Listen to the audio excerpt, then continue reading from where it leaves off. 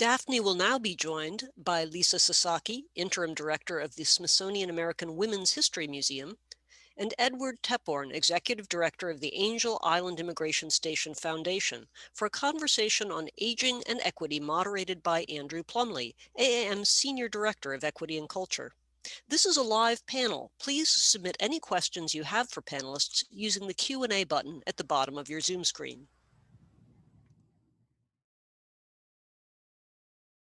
Welcome, everyone. Thank you so much for joining us. What an absolutely thought-provoking keynote by Daphne Kwok, and some really great resources in the chat box as well. Some great conversation going on. It's an absolute pleasure to be with you all this afternoon. As Elizabeth Merritt said, my name is Andrew Plumley. I'm the Senior Director of Equity and Culture at the American Alliance of Museums, and I'm very excited to be with you all today. I'm joined by three amazing panelists, one of which you should recognize. Hi, Daphne, as well as the amazing Edward Tepporn and Lisa Sasaki. We don't have much time in this follow-up conversation, so I'll briefly touch on the amazing bios of these panelists and get right into discussion. I hope you all don't mind. Daphne Kwok, again, is the Vice President of Diversity, Equity, and Inclusion, Asian American Pacific Audience Strategy at AARP. Edward Tepporn is the Executive Director of the Angel Island Immigration Station Foundation, which is the primary nonprofit organization working in partnership with the California State Parks to preserve the buildings at the former U.S. immigration station at Angel Island and to uplift its histories and stories. And Lisa Sasaki has taken a temporary leave from her position as director of the Smithsonian Asian Pacific American Center, as she was appointed interim director of the new and very exciting Smithsonian American Women's History Museum in March of this year. I encourage you all to read these amazing panelists' full bios on today's summit's homepage, and hopefully one of my colleagues can put that homepage right in the chat for us. But let's get started on this wonderful panel, and hopefully we can have a stimulating conversation. Lisa, I'll start with you. Daphne quoted her good friend Helen Zia in her keynote describing Asian American and Native Hawaiian and Pacific Islanders as MIH, or missing in history. And as you all are on this panel, you're all coming to these conversations from the museum, in the museum or from different spaces, i.e. in your communities, in other nonprofits, and actually museums themselves. And so how do you see opportunities for partnership with museums to make sure that Asian American and Native Hawaiian and Pacific Islanders are not MIH moving forward? Daphne put some in those chat, but what are your thoughts around that? I think first of all, before I can go in and talk about, ideas specifically about how museums can be more inclusive of these communities, I think I first just have to acknowledge that, being somebody who's worked in museums for 25 years now, I just say with love in my heart that museums have some work to do. Every person on this, what part of this webinar today, viewing it or participating in it, we all have some work to do, because oftentimes what happens when we do what I think Franklin Odo had mentioned to Daphne, we target communities. Woo, when you pull it out and say it like that, doesn't that sound really harsh? We've been targeting communities and telling them about themselves. And instead, I think your question, Andrew, is really first, we have to learn how to be really good partners first. And in order to be a good partner, you have to be willing to share authority and actually be in partnership, 50-50 partnership, ideally, with the communities that you want to be visible within your narratives. And I think that that's something that's been very difficult given sort of the history and background of how museums came into being. We tend to be really academic in focus in some cases, but we have a lot of great examples, community-based organizations, many of which Daphne referenced in your talk, the Japanese American National Museum, the Museum of Chinese in America, the Wing Luke. I mean, shout out to all of these great organizations. I could go on and list so many more, who have been spending time being and working in that partnership, being truly community-based. And I think if we can do that work first, then all of the logistical things, all of the programs, all of the things we can do to communities or do with communities, in order for them not to be missing in history, comes about naturally. But we have to start on that first. And if we forget to do that, it makes all of the other things, sort of slide backwards. Thanks, Lisa. That makes a lot of sense. And when I'm talking to museums across the country, that's one of the things that is front and center and top of mind is how do we actually build proper partnerships where there's actually both sides are in it, and it's an actual equitable partnership. Ed, do you have any thoughts about how we can make sure that these communities are not MIH? What have you done in your museum around this at Angel Island? Thanks, Andrew, and thank you to AAM and AARP for the opportunity to be part of this panel. Daphne and Lisa, it's an honor to be in this conversation with you. I do want to just start by acknowledging that Angel Island is located on the ancestral lands of the Coast Miwoks, and so whenever I am on the site, I personally reflect on the continued invisibility and injustices that both Indigenous and immigrant communities continue to experience. Now, in her keynote, Daphne had asked us to think about what we learned about Asian American, Native Hawaiian Pacific Islander histories in school. And I was born in Thailand, but I grew up in Texas, but never learned about Angel Island's history. So often when we reflect on parts of what's missing from history when it comes to Asian American, Native Hawaiian Pacific Islander communities, unfortunately, the history of Angel Island isn't well known. And I would venture to guess that many of our participants on today's webinar might not have been taught about Angel Island as well. So I just want to take a brief moment to share that Angel Island was a former US immigration station, just like Ellis Island, but unlike Ellis Island, the Statue of Liberty, which continue to serve as a symbol of our nation's welcoming, our beacon to immigrants. Angel Island has a much darker place in history. So from 1910 to 1940, over 500,000 immigrants, primarily from China and Japan, but from across 80 different countries, were processed, detained, and interrogated at Angel Island due to our country's exclusionary immigration policies, which started with the Chinese Exclusion Act of 1882, but over subsequent decades continued to expand into other policies that ultimately created an Asiatic barred zone where anyone from most countries in Asia and the Pacific could not come to the US or naturalize. And so Angel Island served as this place where immigrants of Asian heritage were treated very differently from European immigrants, both in terms of the conditions that they were placed in, the cramped, unsanitary barracks that Asian immigrants were housed in, the much more intensive medical screenings where Asian immigrants were forced to strip completely naked and to provide blood and stool samples in their attempts to enter this country, and the periods of lengthy interrogation and detention, where on average, Asian immigrants spent anywhere from 3 weeks up to 2 years in detention. And so that's part of the history that is unfortunately missing in history. When I think about the responsibility of where it falls to address this, I don't think it falls solely on the shoulders of museums, but I do think that museums hold an important role. When we think about how Daphne mentioned that our communities constitute 6%, 7% of the US population now, to what degree do we have equitable inclusion in museum staffing, in museum leadership, and museum programs? Do those percentages look equitable? And so I also just want to end this portion of my comments by saying that it's not only important to ensure that we're not missing in history, but it's also important that museums of all shapes and sizes and all different foci areas help to continue to dispel the harmful stereotypes and narratives, some of which Daphne mentioned in her keynote, that negatively impact our communities in the here and now. And one particular narrative that I do want to raise up is that of the model minority, where Asian American, Native Hawaiian, Pacific Islander communities are universally seen as being wealthy and well-educated. That model minority myth is a false myth. We are a very diverse community of 50 different ethnic groups that speak 100 different languages. And when we perpetuate that myth, it makes it that much harder to bring attention to the true experiences that certain segments of our communities are challenged with. Really, really, really great points, Ed, and I'm hoping that we can get back to some of that in the next couple of questions.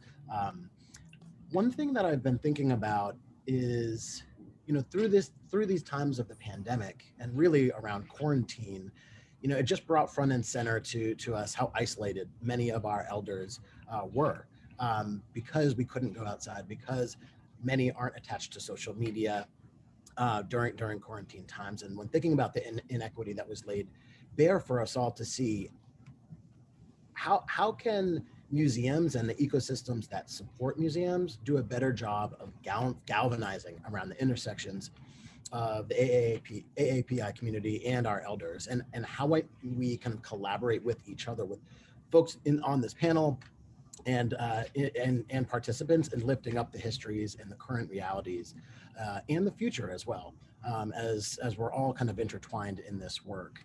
And Daphne, I would love to hear your perspective on this, and then we'll kind of swing it around to everybody else. Well, thank you. And I would say that what Lisa and Ed just opened with, I hope that people really take to heart, because that is really the heart of what we're talking about. And as Ed mentioned, the model minority myth, along with the perpetual foreigner issue, those two issues. I've been in the field working in the Asian community for several decades now. And from day one, that George Takei comment, all the way to now, those are the two issues that we keep coming back to, having to inform and educate.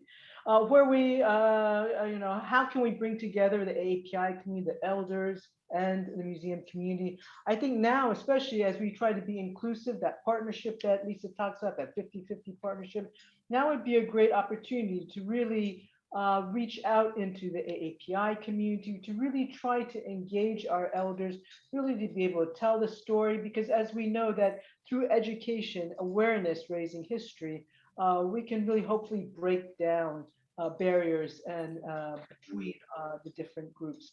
And so I hopefully now, especially as people have been able to, whether in person, or because they live in the same household, or virtually, that they, families have been able to really unearth a lot of the family issues and history. And so hopefully this can be the basis of some of the programming going on with your museums as well. Lisa, any thoughts around what Daphne was talking about, or what Ed was saying earlier? Well, I just wanted to bring to the forefront one thing that I do think is a really interesting intersection between the Asian American, Native Hawaiian, and Pacific Islander communities and museums, which is this concept around safety.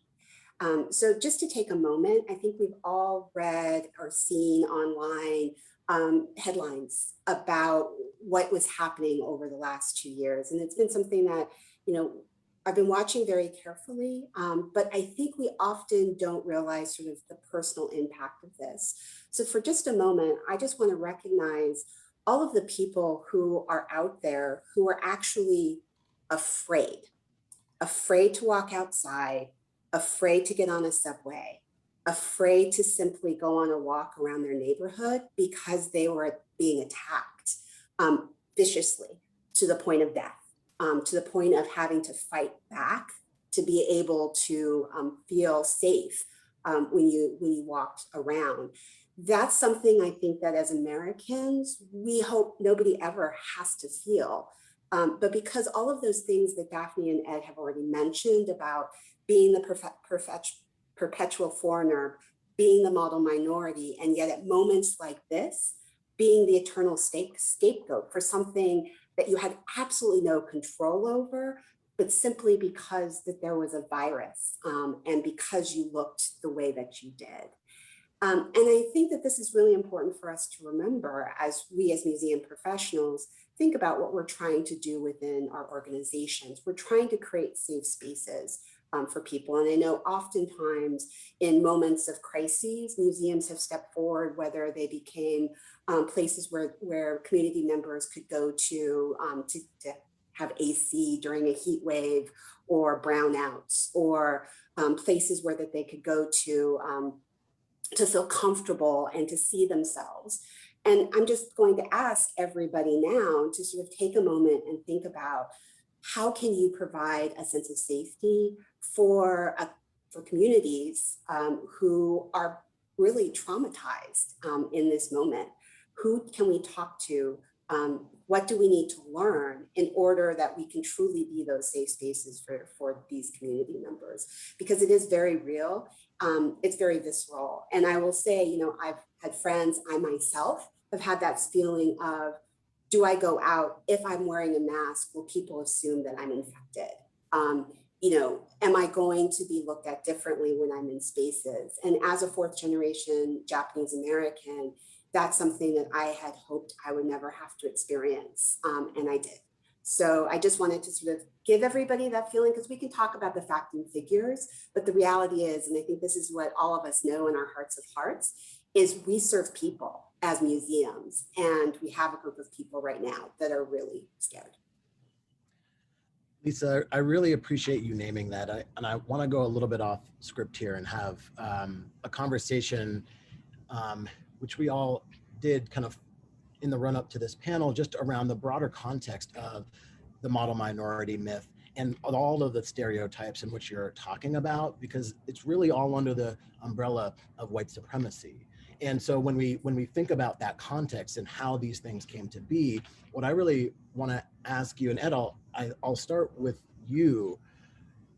How Lisa just asked folks to think about how we can pretty much be better allies for when we see things happen around stereotypes, bias, actual physical violence towards any community.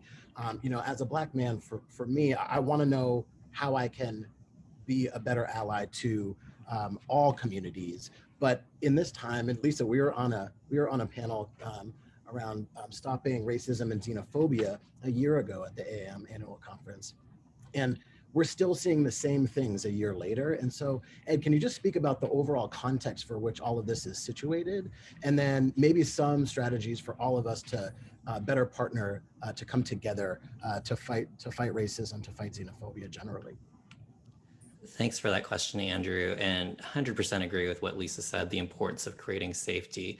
I think the other piece of that is also addressing the invisibility. And regardless of how any person identifies or whatever issue or area a museum focuses on, it is as simple as that if you don't see something, say something. The onus of raising these inequities that Asian American, Native Hawaiian, Pacific Islanders and our elders communities, the invisibility that our communities experience, the onus and responsibility of addressing those pieces does not fall solely on the shoulders of those who identify as Asian American, Native Hawaiian, Pacific Islander. And at the same time, as Asian American, Native Hawaiian, Pacific Islanders, we must all continue to speak up and speak out. While there are these very rich traditions of storytelling and sharing our histories within our families, within our communities, there are also cultural norms and taboos about talking about our challenges, our difficulties, the injustices endured. And unless we speak up and share all of these realities that we experience, then what our communities experience continues to go invisible. Also, at the same time, for those of us who identify as Asian American, Native Hawaiian, Pacific Islander, we have to be just as vocal about speaking out about the inequities and structural barriers impacting our communities as we are about our brothers and sisters in Black, Indigenous, Latino, Latina, Latinx communities, differently abled communities, LGBTQI communities, and other communities that experience inequities and injustices. Because ultimately, we are all rooted together. We are all bounded together by the impact of white supremacy. We are all bound together by the impact of being othered. And I just want to take a moment to lift up the work of John Powell and his team at the UC Berkeley Othering and Belonging Institute for the work that they're doing to help us as a country move from exclusion to inclusion. And so if you haven't had a chance to see the work that they're doing, I think that their work really spans museum sectors, public health sectors, educational sectors. Yes, absolutely. The Other and Belonging Institute does fantastic work. So thanks for mentioning them. And you know, as we think about all marginalized communities, but specifically the AAPI community, and you know, actually, I will speak to the Black community as well in this. When we think about different generations, there's different thoughts about what should be shared, how we talk about oppression, how we talk about our past, present, and future. And I think every community has its own way of doing that, both within marginalized communities, and then intergenerationally as well. And so when we think about different generations having different ideas and comfortability speaking about these topics, how might we do a better job of bridging generations and having conversations from elders down to younger folks, both within the museum field and then again in the broader context of sharing stories? And Daphne, I'm not sure, do you have any kind of examples of that going on? I know that you told a really great story about you and your father and actually recording some of those stories, but could you speak a little bit to that?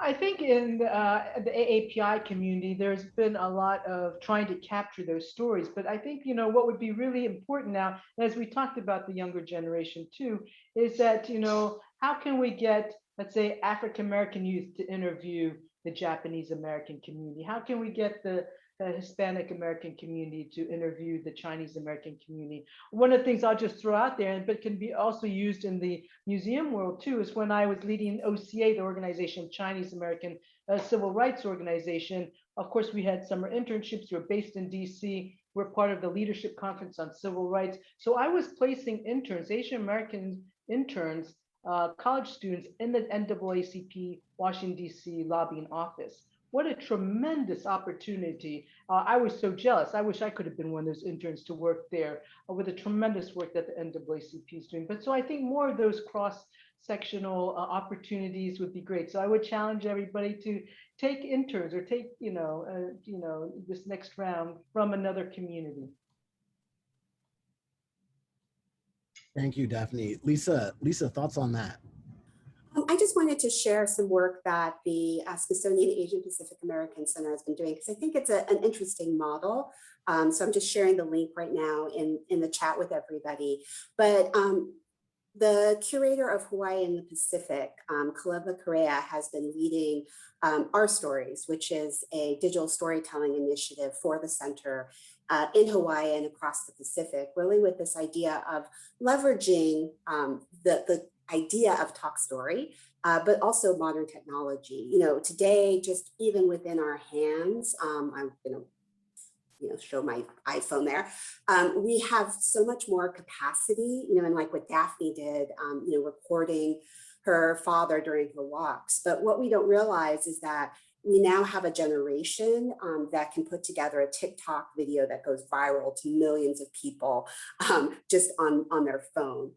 And so how do we leverage that? How are we able to connect youth to the stories of their elders? And there's some really great examples of the work that Kaleva has been doing, anything from getting a group of students to go to the Mauna Kea protectors encampment to have them do a film, basically produce a film that records elders speaking about their experiences and why it's so important to protect that land. And during that point in time, we were able to have them film the first director of an astronomy laboratory from the Smithsonian going up to meet with the elders there. So that's an example of opening up and allowing technology to go into the hands of people who, first of all, know it so much more better than I do. But giving them the opportunity to tell their community stories, and then utilizing platforms like the Smithsonian or any museum to then be able to get those stories out there. So that's just one example that I wanted to share with everybody. Thank you, Lisa. And Ed, any thoughts on that Daphne and Lisa haven't mentioned? I think what Daphne and Lisa mentioned are all really great examples. Just to add some additional examples, at the Angel Island Immigration Station Foundation, we've partnered with Angel Island State Park to continue to create opportunities for families to come together to visit the historic buildings at Angel Island. And we know that for many of the former detainees, unfortunately, there are not that many who are still left alive. And we've heard time and time again from many of these families that those detainees' experiences on Angel Island was so traumatic that they never talked about it with their own families, or that these family members found out that their grandfather, their grandmother, their mother, father were detained on Angel Island after that person had passed away. And that's why I feel so fortunate that 3 weeks ago, I had the opportunity and the privilege to be part of a family trip out to Angel Island that was taken by Calvin Ong, who spent 4 months in detention as a 10-year-old boy at Angel Island.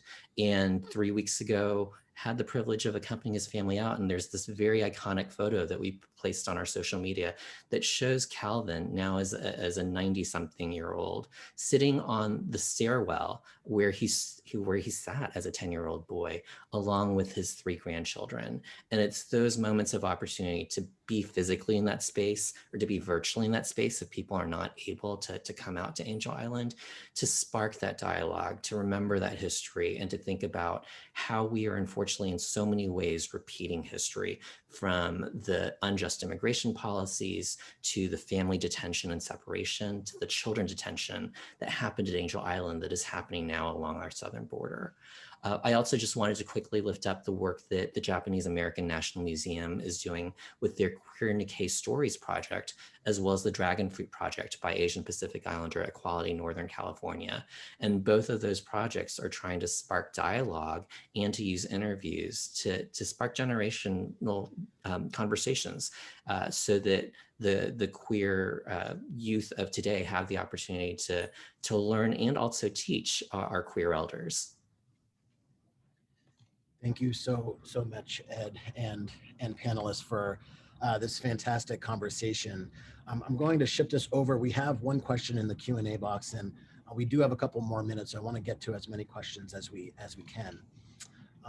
Redmond Barnett asks the question: given the diversity in the AANHPI communities, should museums partner with narrower communities, e.g. Filipino Americans, rather than imagining that some group speaks for all AA and HPI people? Thoughts on that?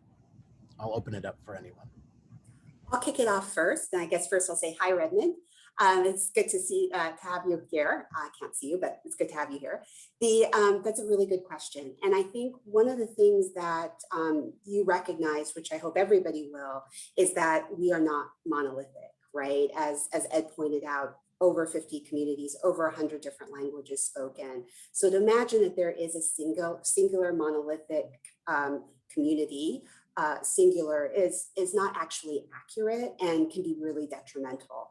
And on the other hand, though, there is a flip side to that. You know, with over 50 communities, I also would caution everybody against doing sort of what I would call the rotating ship of engagement and then abandonment. So in other words, you work with the Filipino American community, and then you realize, whoops, you haven't done enough attention to Hmong Americans. And so you drop the Filipino American community and then you switch over to the next ethnicity, rinse and repeat. And then by the time you wrap back around to the Filipino American community, they're angry at you because you've been ignoring them even after you told them how important your stories are. So that's the other side. I think that there's a middle ground in here where we can have really good conversations. That doesn't mean that we only limit it to a particular community. What I say is, could we have conversations with communities about their similarities and then also their differences? And that's really the best way to sort of break down this idea of all Asian Americans are the same, let alone let's forget about Pacific Islanders and Native Hawaiians within that designation. So I just think it's about consciousness. It's about being deliberate and thinking about how we engage with people, and just even recognizing that they're all not the same is a good first step in the right direction. Thank you, Lisa. Ed, Daphne, any final thoughts before we wrap this amazing conversation? I always wish we had more time. Just 100% to what Lisa just said.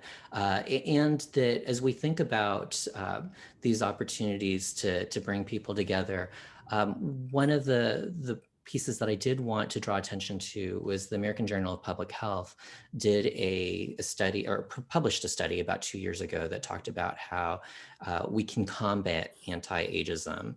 And one of the things that they noted in their study was that there are opportunities for us to do educational programs, to provide opportunities for intergenerational dialogue, or have programs that do both. And so I think that those are important reminders. But then also for myself, speaking from a very personal standpoint, as someone who identifies as a gay Asian man who spent years overcoming my own internalized racism and homophobia, I wonder how museums could also help to support those individual level efforts to support our elders in overcoming any internalized ageism that they might have internalized over the years. And that onus of doing that, the onus of working with multiple diverse communities within the Asian American, Native Hawaiian, Pacific Islander diaspora, I get it that that's not easy to do. And I get it, especially given that the foundation, the Angel Island Immigration Station Foundation, we're a small museum. We are 1.5 FTE staff. And so to Lisa's point, I do think that there's this both and opportunity where in our social media and our communications, how can we be inclusive? And then also in our programs and other efforts, is there an opportunity to look at the census data for our cities or for our states to identify within the Asian American, Native Hawaiian, Pacific Islander diaspora, what are the communities or ethnic enclaves that are most populous? What are their rates of limited English proficiency, if applicable? And to be able to fine tune and tailor some of our programs to some of those specific pockets of communities. And I would just say in closing too, that, that we're all resources, and I'm sure I speak for Lisa and Ed and all of our communities out, our colleagues out there, that, please, if you have questions or if we can be helpful to connect you to the AAPI community in your locale, I'm sure that we would be happy to as well. Thank you. I couldn't have said it better myself, as Daphne started us off and wrapped us up as well. Thank you so much to the panelists for this thought-provoking conversation today. And really hope that we can continue these conversations into the future as well. And thanks for the people that are participating and for the great questions. Thanks so much, everybody. Enjoy the rest of the afternoon.